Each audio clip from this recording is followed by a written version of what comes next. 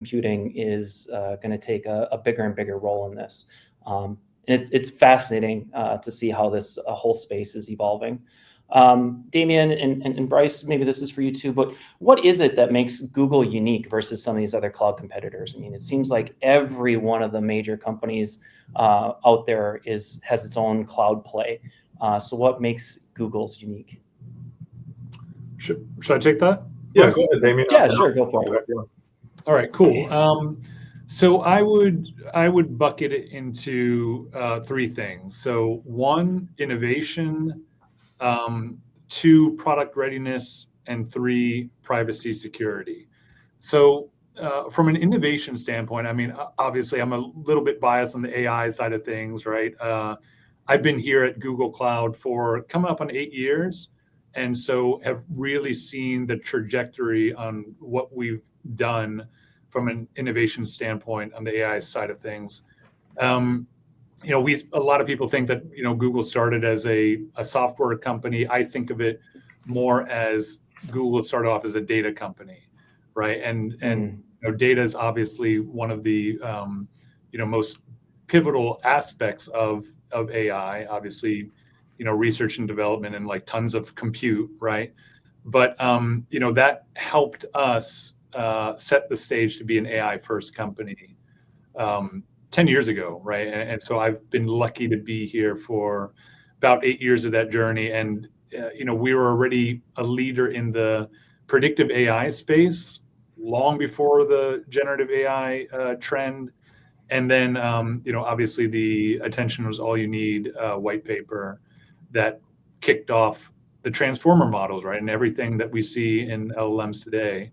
So it's been an incredible, an exciting journey. And it's just amazing to see in, the ways that we can help customers, help companies, particularly startups, develop their own AI solutions and products. So, that's one area, just the strong research and development we've been able to bring to the table in Google Cloud. Production readiness. So, I mean, it's one thing I think, folks in the call probably recognize that. It's one thing to develop a solution, develop a product, but putting into production is a whole other story, right? So, for us, our infrastructure that we've been building out for the past couple decades, where we have, provenance from the ground up, even just purpose-built servers or data centers, the way they're built, our global network that's able to send traffic around the globe faster than the internet. I mean, sometimes, even for those leveraging our AI capabilities, having that, super low latency network by itself is significant enough, right? Then, of course, our own purpose-built chips for AI, TPUs, tensor processing units. So, everything that's needed to not only from the Google side be able to support with several of our products 2 billion plus users every day, right? But also, obviously, our customers that are able to leverage that same infrastructure capabilities to not just have something in development, but actually go to production to a global user base is no small feat. And then, from a privacy security standpoint, that's an area that is often an afterthought as you're going into production with stuff. And,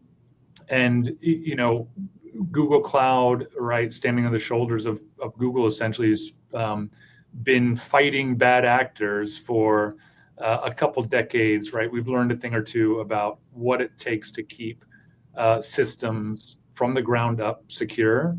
And that's obviously incredibly important to our customers. And so, that's something that we emphasize a great deal when working with the companies we support.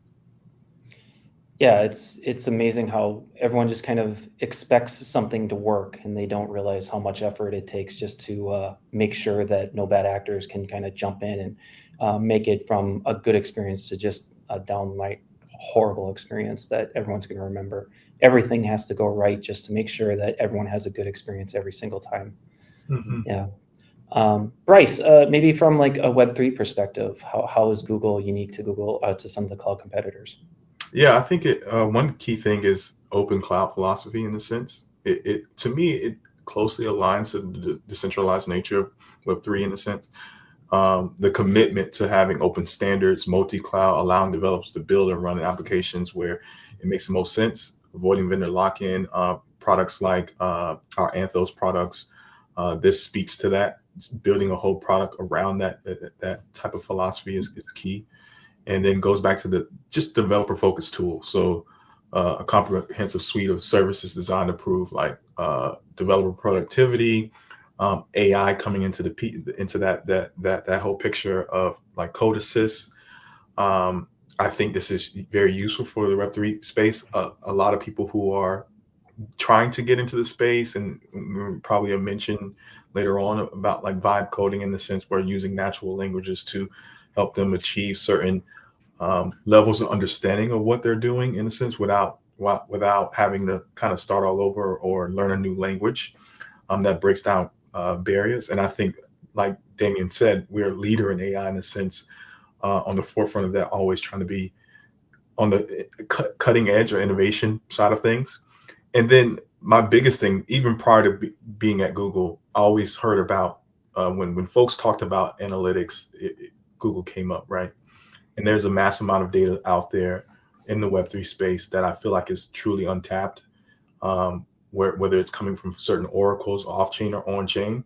This could be heavily utilized, and I think Google can be that player to bridge the gap. So when we're talking about sophisticated analysis on-chain data and doing it at scale, I think we're leaders in that space. And then providing a platform or spotlight for Web3 organizations to get the traffic and the attention that they want. It's becoming a saturated space with different protocols coming out ever so often. It's just it's hard to get the right partnerships and the right funding and investments. And I think Google's trying to lean in many ways of how we make unique partnerships through our Web3 portal. So that's just a few thoughts from my perspective. Yeah, no, totally. It makes a lot of sense. There's so much information out there, that is either coming from on-chain or off-chain, and there's definitely a lot of potential for fusion on there, either from the Web3 side where users can delegate it, or from off-chain being able to provide it to users. There's definitely a lot of space there for new innovation, and it's a very interesting take. I think that's really an unspoken part of the area. And that actually kind of leads me into something that we really are kind of talking about here throughout this space. I guess, how does Google Gemini and how do Google Cloud, how do they work together in this Web3 space? A lot of this is dependent upon the customers, right?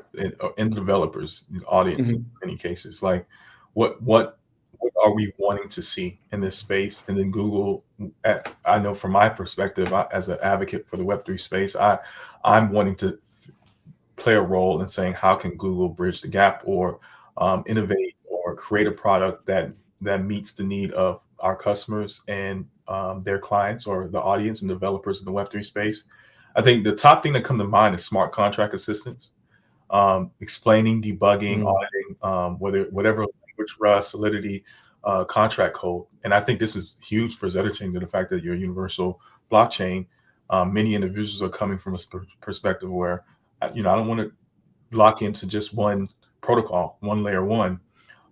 Having some type of assistance in understanding a smart contract and how to deploy it properly across multiple chains, but even just on Zetachain itself, can be useful.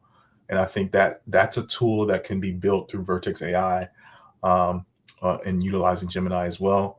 Accelerated dApp development. We're constantly trying to come up with different ways of how to deploy different types of smart contracts and dApps that are out there at a higher rate, but quality as well. So just having that as I guess AI assisted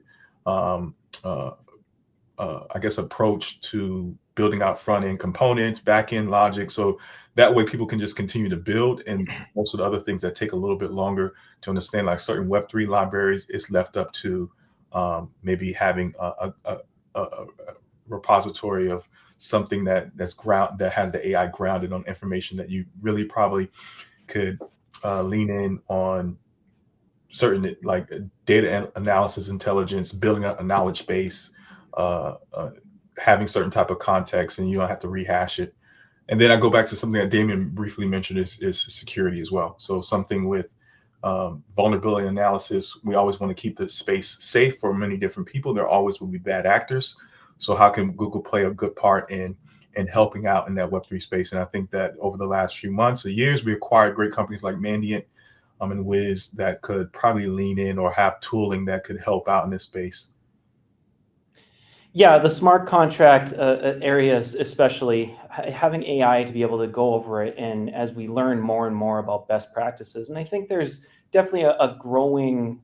I should say it's already pretty established, but being able to accumulate more and more well-completed smart contracts for AI to be able to train to identify what does a good smart contract look like versus one that has potential vulnerabilities into it. I think that that's going to help not just the entire space, but even developers moving forward to be able to understand what is best practice.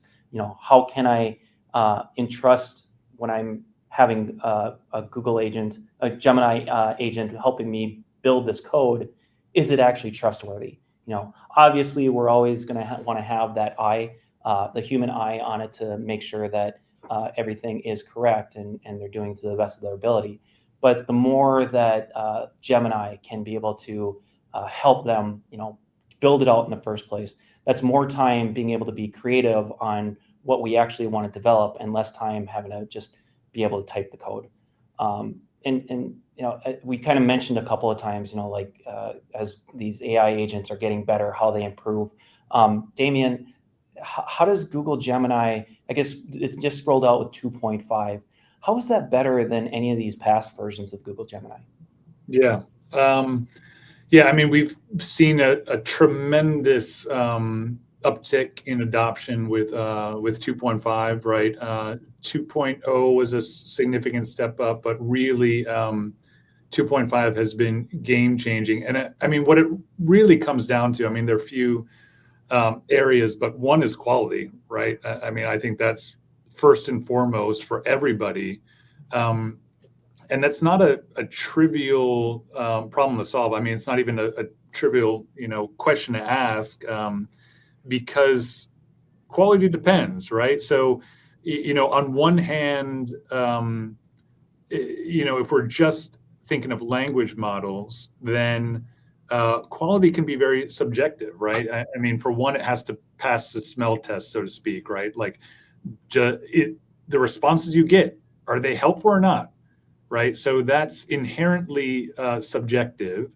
Google has, benchmarks that we adhere to, but also human feedback is incredibly important. It's a matter of identifying what's important to our customers, what's in, both from a consumer standpoint and from, the companies that are leveraging Gemini.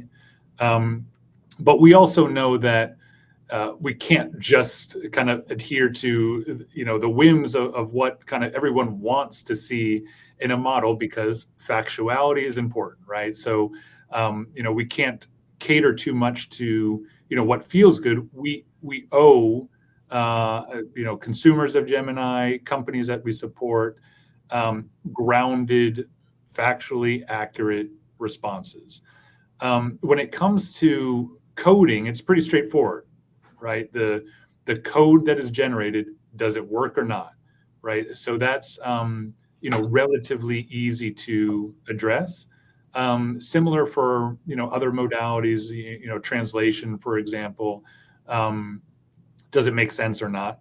Right, so those are some really that's really what it comes down to in terms of differentiators. Some of the other aspects, so obviously factuality, does the code work, is critical, but being able to ground data, so more so on the text generation side, from an accuracy standpoint, from a real-time accuracy standpoint, that's obviously key.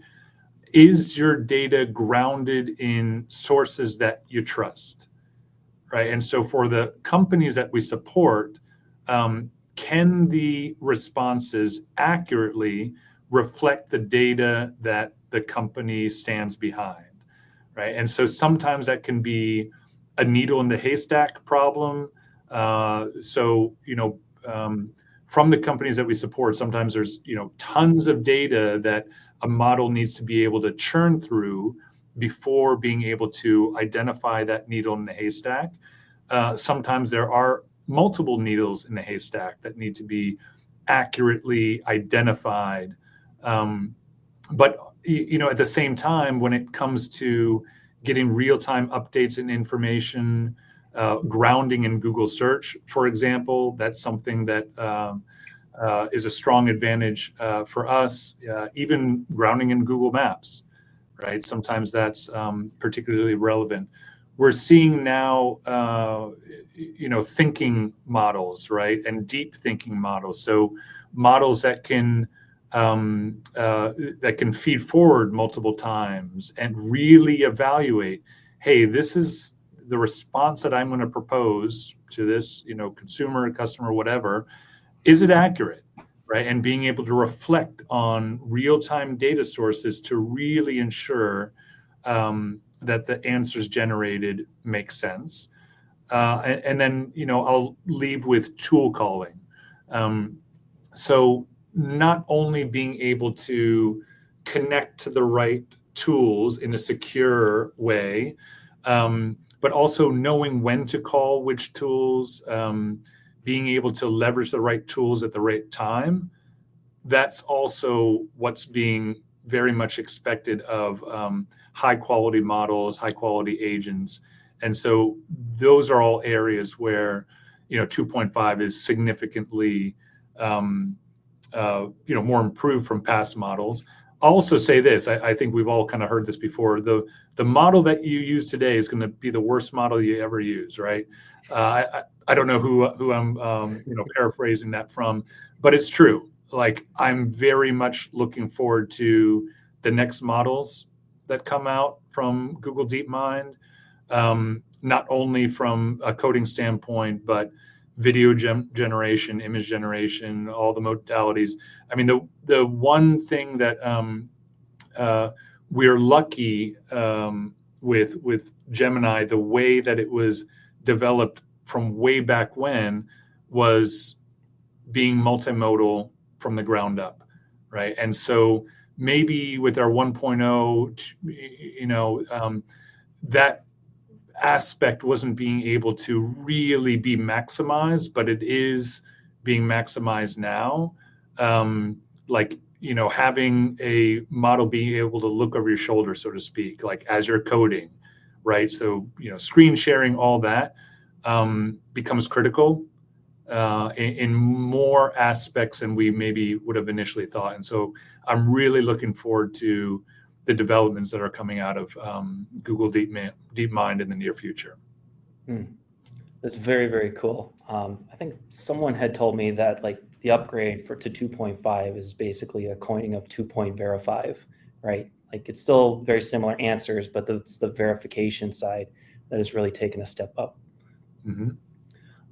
Very cool. So this leads me to I think something that most people are here for. Is most people know that are joining this chat, Zetachain is sponsoring a hackathon right now with Google Cloud on Dora Hacks, and I think we've seen a huge wave of people getting into using AI tooling for something called vibe coding. I think most people here know what vibe coding is, but I am not a developer. I've played around with AI agents. But what is vibe coding, and how does Gemini 2.5 help make this the new future of building cool things? I can take a stab at it first. I know Damien probably have a much better answer than me, but I think of it. I mean, you said developer, and for me, I think of it as for anyone, right, to express their intentions and goals for application in natural language. And then it basically will help translate functional code and components and then go deploy it. There's many ways to do it. You can do it through Gemini, like Gemini's actual web application, and do Canvas, or you can go into like Firebase Studio or have your own editor and have some type of API that's calling various different models, right? It's just collaborating with AI and having more of a conversational, and it's less rigid, less structural in a way. And you have an idea, you just turn an idea to a prototype in a sense, and it could be a game changer in many ways.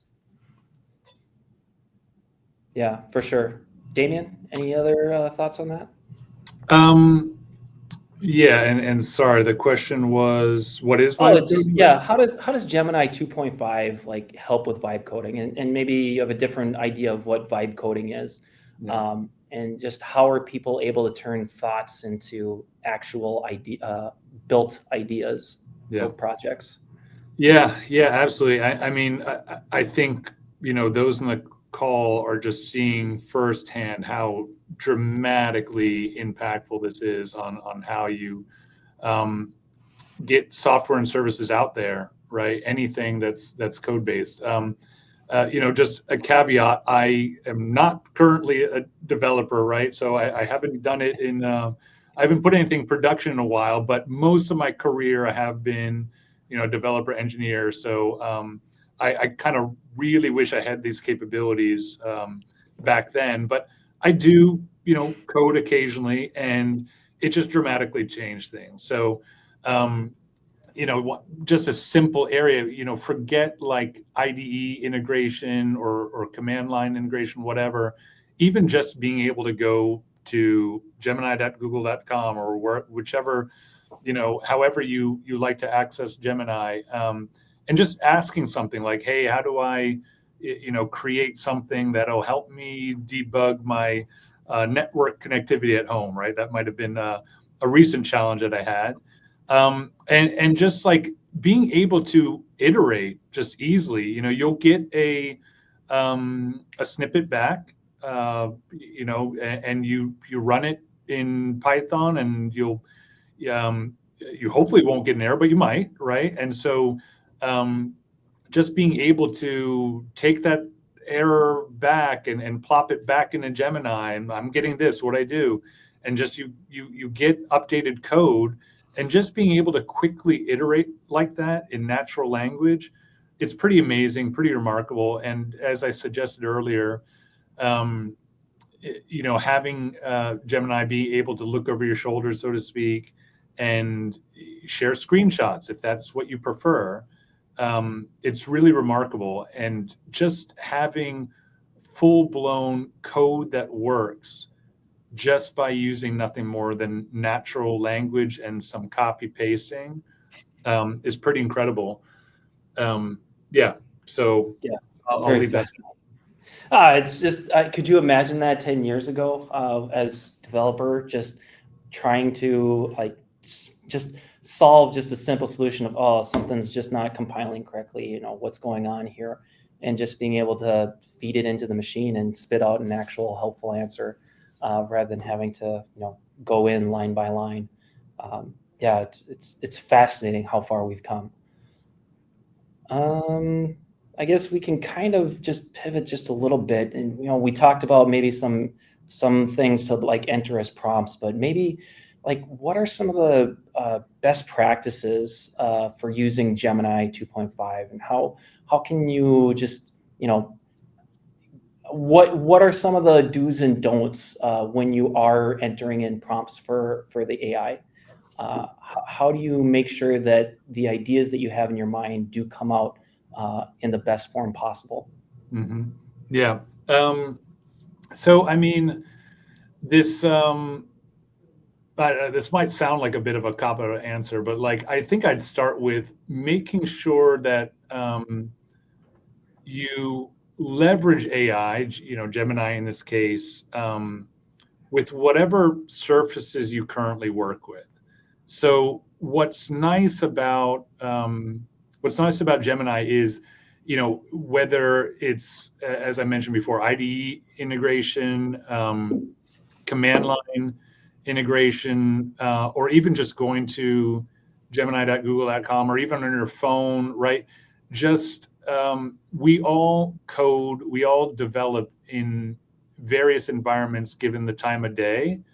And, don't try to over-engineer your work habits based on AI. AI should be available to you wherever you work, right? And so, if you find yourself, restructuring the way you work, and if it's not making your life easier, then there are probably some other aspects that might be missing. Like there might be, some Gemini protocols to leverage to actually make your job easier rather than you conforming to the AI, so to speak. So, sometimes that's even, voice to voice, right? Being able to ask questions about your code using voice. Sometimes that's easier for you, right? So making sure you set up the proper integrations there. As I mentioned, you could copy paste error codes, or you can take screenshots, or you can do, live streaming where Gemini is kind of looking at your code, looking at your workspace real time and giving suggestions, right? So there are all kinds of ways that Gemini can interact with your, current workflow without messing things up too much. So just make sure you explore that. Context window is another thing. So, maybe, last year when considering how Gemini or LLMs could be used to help with coding, it was pretty much like a snippet at a time, right? And nowadays you can load an entire code base, right? So most that are using Gemini for coding capabilities are using our Pro models, so 2.5 Pro. That has a massive context window, 2 million tokens, right? So we don't need to be shy about putting an entire code base in there. Some areas that I'm kind of, looking forward to, and to be honest, I don't necessarily have all the context on how companies are leveraging this today, but statefulness is important. So, having your interactions be remembered. So, I would look into some research and development around, Google DeepMind's, memory bank white paper. Looking at that into how we are thinking about creatively and intelligently storing memories, right? Storing data and recalling memories of past conversations in an intelligent and effective way. So I see that as potentially changing things as we're kind of relying on an assistant to help us day to day with our coding exercises. I will give one very tangible tip and trick, though, and that is don't forget to migrate your prompts, right? And what do I mean by that? A lot of companies that we support started off with another model for coding help. So that might be, OpenAI, that might be Claude models. And one thing to remember is all models are built differently, right? Their training sets are different. Their instruction prompts are different. How they've been, further tuned to meet specific, goals and objectives. And so, naturally, whatever, well curated system prompt that you have, or other prompts that you have that work well with one model, with one agent, probably won't be optimized for another model that you try out. So if you're new to Gemini, my recommendation is don't just copy paste the prompts that worked and expect an optimized result, right? So there are, tools and more to come within Google Cloud to help with prompt optimization, prompt migration, right? So those are some things you really want to look into to make sure you're getting the absolute highest quality that you deserve with your AI assistant as you're coding. So those are some tips and tricks I recommend. Yeah, it makes sense. Like you're talking to another person, right? Like you're going from one model who knows everything about you, turning around to talking to another person. You have to tell them the context of what was said to the other person before they even know what's going on, right? Yeah, exactly. Yep. Yeah, very cool. And this is a good segue to the last question. And by the way, everyone, thank you for listening to this conversation. And this is all part of the Zetachain Google Cloud Buildathon that we're having right now on Dora Hacks. I think there's a link on the screen now, and if not, we can put it in the comments.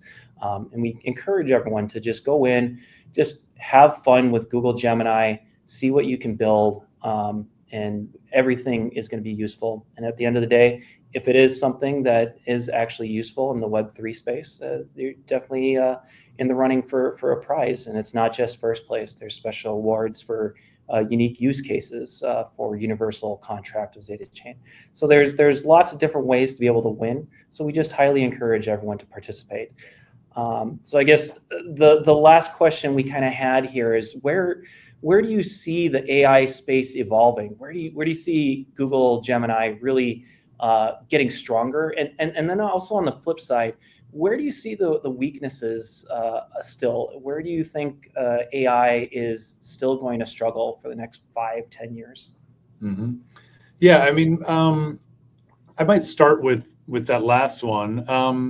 So, AGI is a goal amongst lots of AI research and development teams out there, right? Google DeepMind being one of them. And so, I think where it might take some time to get there is where you can really interact with an agent. I mean, let's use that term now, an AI assistant, whatever you want to call it, without any gaps between how you're interacting with that agent. So I wouldn't expect an assistant to be able to quickly pivot and transition, when I'm asking about coding or when I'm asking about like help shopping, right?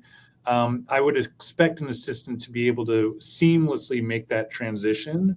And so, when you're looking for an assistant that is truly capable in all aspects of helping out an individual or a company, I think it still might take some time to get there. Some areas, though, that I'm really looking forward to and exciting about. I mean, obviously, in coding, I think that coding was sort of a low-hanging fruit in that, like I alluded to earlier, like it's really easy to figure out accuracy with coding. The thing either works or it doesn't, right? And so it's really easy to set up benchmarks. Well, I say easy, but relatively easy to set up benchmarks to adhere to those goals. So I expect to see improvements there where it's less so of trial and error, try some code, paste the error code, get a response back, right? But be able to be on the mark earlier than later. I see some developments there. But also, as I suggested, the multimodal aspect, even though that sounds like it doesn't really pertain to coding exercises, think about an agent that can look at your end result. Like, let's say you're making an application, right? And seeing what it looks like in your screen and being able to infer under the hood what could make that UI, that UX better, right? Seeing how you interact with an application and get that real-time assessment and feedback as you're encountering bugs, not just with errors, right, in your code, but actually through the UI. I think that's going to be pretty darn cool. But aside from coding in particular, other modalities, so I think we might be seeing how incredible media generation is these days. So with our VO models, with our Imagine models that are specific to those areas, those modalities, but seeing that being incorporated even more so, it already is in Gemini, but seeing that being incorporated more so into our Gemini models is going to be really cool. And that multimodality aspect doesn't just help from like an input-output standpoint, but when we're really trying to understand how the world works, it's important to have models that are not just simply trained on text, but they learn physics by watching things, right? Videos, they can understand infographics and things like that. That multimodality will really impact how even just simple language models behave in the future by having a more holistic view of how the world works. So again, just super excited to see what's coming out of just the models that DeepMind's creating, but also the interactions with tooling and grounding and all that is going to be really exciting. Yeah, the whole model discussion could be its own AMA that we could spend another hour on at least. It's fascinating, even just the training side, how feeding these images in is different than the text, and seeing it all come together. It's really, really fascinating to see how it's all coming together finally. And I'm sure there's still going to be a lot of kind of a gray period as it all starts to learn and form, but it'll be a truly interesting time. We can just feed one model a picture and then text and have it all come together. Bryce, I'm going to throw it to you just from the Web3 side. How do you see AI kind of helping? Do you see anything, even from the Google Cloud, how it would assist with Web3? Yeah, there were some great ideas that came out of our recent ZK AI summit that we held in California, or Sunnyvale, South Bay. And there's a lot of folks coming from academic backgrounds sharing their knowledge from DeepMind to Google to the Web3 space. And I mentioned it briefly earlier, is the zero knowledge of ZK and how that's bridging the gap between AI and the Web3 space as well. Just a concept of proof of humanity as there continue to be AI being utilized and agents, in a sense, bots. People want to be able to prove their identity. And I think ZK can help with that in many different ways. In addition to like mentioning AI or agents, just building agents for the Web3 space, I think this could help out with many complex tasks and automate those tasks regarding DeFi contracts, DAOs, and just provide a personalized user experience. So I'm curious to see how those things start to develop. I know that there's a lot of talk around MCP and how that can help in the Web3 space as well, or MCP servers, which that whole area interests me a lot. And then just one tip out there really quickly to those who are doing the hackathon. I think make sure you're very clear on what you're trying to do with these models and which models you're using. I know Damien mentioned it very briefly, but I wanted to highlight it again. 2.5 Pro, make sure you're selecting. You go to Gemini.google.com and you select the proper model. 2.5 Pro is probably ideally what you want if you're trying to vibe code. And then there's different platforms. There's AI Studio, there's Firebase. You can get lost in all these different things.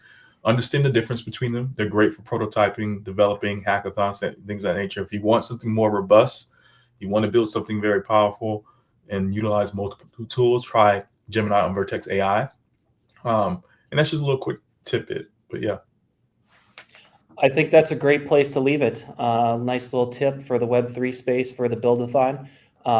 Again, highly encourage everyone to go check it out. And with that, I'd like to thank our guests today. Thank you, Damien. Thank you, Bryce, for being here. It was really enjoyable to learn more about Google Cloud and Gemini and how they're really changing the way we look at even just building new ideas and new projects. It's very, very cool. Sure thing. It was a pleasure. Thank you. All right, everyone. Take care. Have a great day. Thanks, Phil.